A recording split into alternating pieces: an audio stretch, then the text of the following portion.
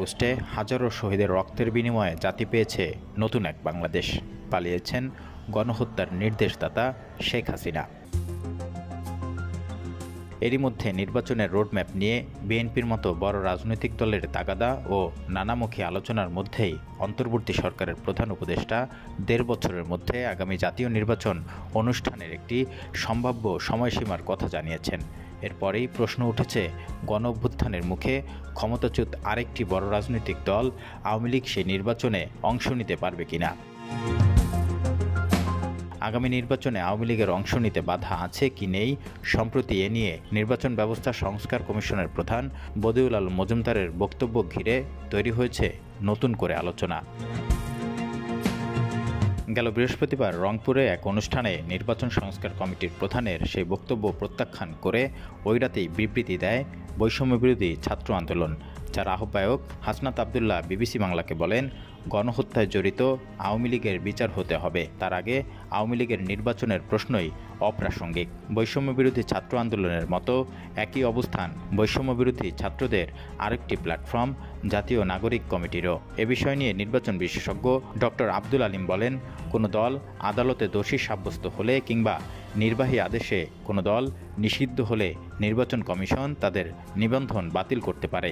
সেক্ষেত্রে আওয়ামী লীগ বা যে কোনো দলই নির্বাচনে অংশ নিতে পারবে না। সংস্কার কমিশনের প্রধান বদিউল আলম মজুমদার শুক্রবার রাতে জরুরি সংবাদ সম্মেলন ডেকে তার বক্তব্যের ব্যাখ্যাও দেন। পরে শনিবার আন্তর্জাতিক একটি গণমাধ্যমকে তিনি বলেন, আওয়ামী লীগ, বিএনপি বা অন্য কোনো দলকে বাদ দেয়া কিংবা ভোটে সুযোগ করে দেয়া এটা আমাদের প্রস্তাবের বিবেচনার মধ্যেও নেই।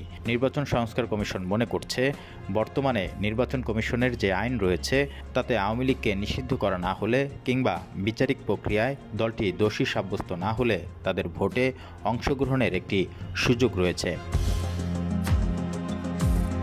জুলাই আগস্টে ছাত্র জনতার আন্দোলনের সময় গণহত্যায় জড়িত থাকার অভিযোগে এরই মধ্যে শেখ হাসিনা সহ আওয়ামী লীগ নেতাদের বিরুদ্ধে তদন্ত শুরু করেছে আন্তর্জাতিক অপরাধ ট্রাইব্যুনাল। ট্রাইব্যুনালের chief prosecutor Tajul Islam BBC বাংলাকে বলেন, গণহত্যা ও মানবতা বিরোধী অপরাধের অভিযোগে ব্যক্তিদের বিরুদ্ধে তদন্ত চলছে। কোনো দলের অপরাধ এখনও আমরা তদন্ত করছি না। ভবিষ্যতে আমাদের কাছে যদি মনে হয় দল হিসাবে আওয়ামী লীগের বিরুদ্ধে তদন্ত হওয়া উচিত, সেটা তখন বলা যাবে। এই পরিস্থিতিতে আগামী নির্বাচনে দল হিসাবে আওয়ামী লীগের অংশ নেয়ার কতটা সুযোগ রয়েছে সেটি নিয়েও দেখা দিয়েছে নানান প্রশ্ন। শেখ হাসিনা সরকার পতনের পর আওয়ামী লীগ নেতাদের পাশাপাশি তাদের শরিক জোট 14 দলীয় জোটের নেতাদের কেউ কেউ এরই মধ্যে গণহত্যার বিভিন্ন মামলায় গ্রেফতার হয়েছেন।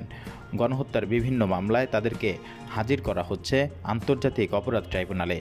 গত বৃহস্পতিবার রাতে বৈষম্যবিরোধী ছাত্র আন্দোলনের বিজ্ঞপ্তিতে বলা হয়, বৈষম্যবিরোধী ছাত্র আন্দোলন যে কোনো রাজনৈতিক কর্মকাণ্ডে আওয়ামী লীগের অংশগ্রহণের বিপক্ষে অবস্থান করে। নির্বাচন সহ যে কোনো রাজনৈতিক কর্মকাণ্ডে আওয়ামী লীগ অংশগ্রহণ করলে জুলাই গণঅভ্যুত্থানের শহীদদের রক্তের অবমূল্যায়ন হবে। সংগঠনটির আহ্বায়ক হাসনাত আবদুল্লাহ বিবিসি বাংলাকে বলেন, দল হিসাবে আওয়ামী লীগ গণহত্যায় জড়িত, তাদের সাথে 14 দলও একই অপরাধে জড়িত। আগে গণহত্যার বিচার, তারপর অন্য প্রশ্ন। শুক্রবার রাতে নির্বাচন ব্যবস্থা সংস্কার কমিশনের প্রধান বদিউল আলম মজুমদার তার বক্তব্যের ব্যাখ্যা দিতে যে সাংবাদিক সম্মেলন ডেকেছিলেন, সেখানে তিনি বলেছিলেন, আন্তর্জাতিক অপরাধ ট্রাইব্যুনাল বা আইসিটি আইনে এরই মধ্যে অনেক মামলা রুজু হয়েছে শেখ হাসিনা সহ অনেক আওয়ামী লীগ নেতার বিরুদ্ধে। আওয়ামী লীগের নির্বাচন কার্যক্রম নির্ভর করবে এসব মামলা সুরাহার উপর। নির্বাচন বিশেষজ্ঞরা বলছেন, এই আইনে কেউ দণ্ডিত হলে তিনি নির্বাচনে প্রার্থী হতে পারবেন না। বাংলাদেশের সংসদ নির্বাচনের আইন গণপ্রতিনিধিত্ব আদেশ বা আরওপিতে বলা আছে, কেউ আন্তর্জাতিক অপরাধ ট্রাইব্যুনালে কোনো অপরাধে দোষী সাব্যস্ত হলে তিনি সংসদ নির্বাচনে প্রার্থী হতে পারবেন না। আন্তর্জাতিক অপরাধ ট্রাইব্যুনালের চিফ প্রসিকিউটরের কার্যালয়ে গত 3.5 মাসে প্রায় 250 অভিযোগ জমা পড়েছে। এতে সাবেক প্রধানমন্ত্রী শেখ হাসিনা, আওয়ামী লীগ সরকারের মন্ত্রী, সাবেক প্রধানমন্ত্রীর উপদেষ্টা, প্রতিমন্ত্রী, সংসদ সদস্য, আওয়ামী লীগ ও অঙ্গ সংগঠনের বিভিন্ন পর্যায়ের নেতাকর্মী, 14 দলের শীর্ষ নেতা, সাবেক ও বর্তমান আমলাসহ অনেককেই আসামি করা হয়েছে।